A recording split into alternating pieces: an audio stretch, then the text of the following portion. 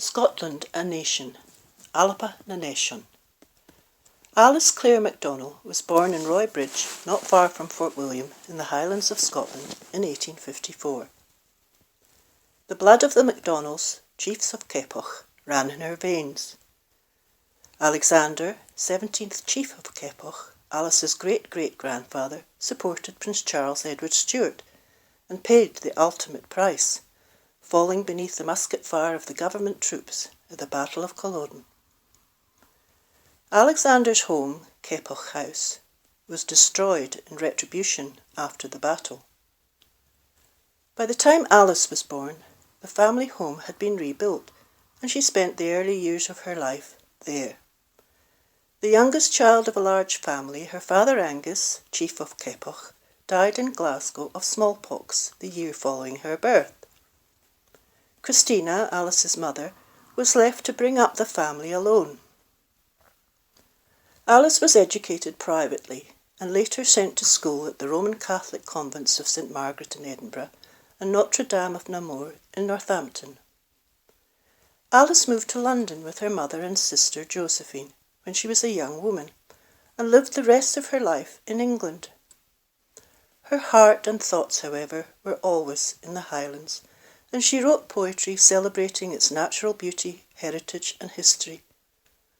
Many of the poems, as well as the songs and stories, appeared in the Celtic Monthly, a magazine for Highlanders, and the Celtic Review. In 1896 she published a book of poetry, The Lays of the Heather, dedicating it to His Royal Highness Prince Rupert of Bavaria, heir to the Royal House of Stuart. Although a solitary poet, Alice also became involved in popular movements prevalent in the late 19th and early 20th centuries. As a contribution to the Celtic Revival movement in Scotland, which celebrated Celtic art, history and literature, she wrote Deirdre, the highest type of Celtic womanhood, and was appointed an honorary bard of the Celtic Union at the University of Edinburgh. Alice also became involved in a movement seeking historic truth in the teaching of history in Scottish schools. The movement arose in response to inaccuracies in history books, which labelled famous Scots such as David Livingstone, explorer and missionary in Africa, and Adam Smith, political economist and author of The Wealth of Nations, as Englishmen. The 93rd Sutherland Highlanders, who repelled the Russian cavalry in the Battle of Balaclava in 1854, were described as English troops, and numerous references to the Treaty of Union employed the name English rather than British.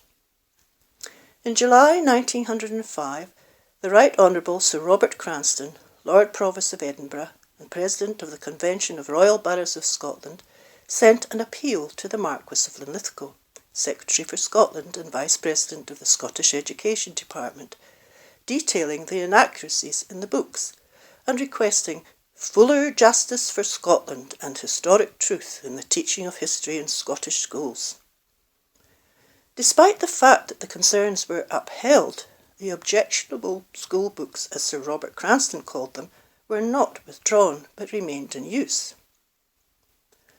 Alice turned to her own medium, poetry, to support the campaign and penned the poem Scotland a Nation, which appeared in December 1908 in the Celtic Monthly, a magazine for Highlanders.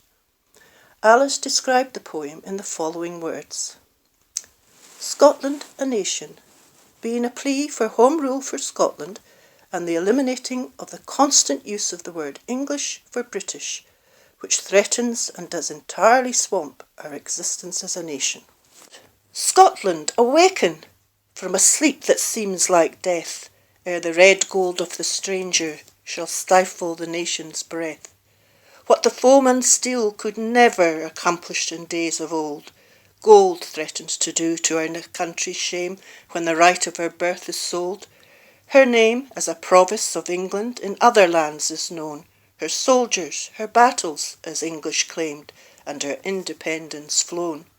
O Scotland, Scotland, a nation, and you to stand idly by, the sons of the heroes of freedom, who preferred for that cause to die, on Bannockburn, Flodden, Drumossie, Would God that we'd all died too, ere Scotland lived to be fettered to her tongue and traditions untrue, ere she learned to bow in submission and take the scant crumbs thrown, content that the fruits of her labour go as laurels for England's crown.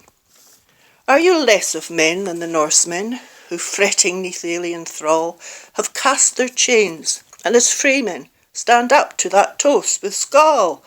Are you less than the sons of Bulgar, who won as a nation to be, than the down-trodden Turk, whose sabre was flashed in the cause of the free? O Scotland, Scotland, awaken! For the grief on our land lies wet, and we cry on the sons of the Gaeldom ere the sun of their glory is set. O Scotland, Scotland, a nation to be ruled by our Scotsmen then, with the tartan sheen on the shapely limbs of her sons' rebirth as men, the Gaelic tongue and the auld braid Scots as brothers together linked, the curling smoke from the Highland homes where the strangers' guineas clinked, and the strong red deer that hurled the clans down to the shores of the sea, by strong men pushed to their forests again, and our lovely land be free. The stranger's tongue and the stranger's garb will for ever and ever disown, when Scotland stands as a nation with an army and fleet of her own. Alice continued to write for the next 20 years. In 1929, her 75th year, her novel, The Glen o' Dreams, was published. Alice spent the last years of her life living in Hove, Sussex, and passed away on the 12th of October 1938.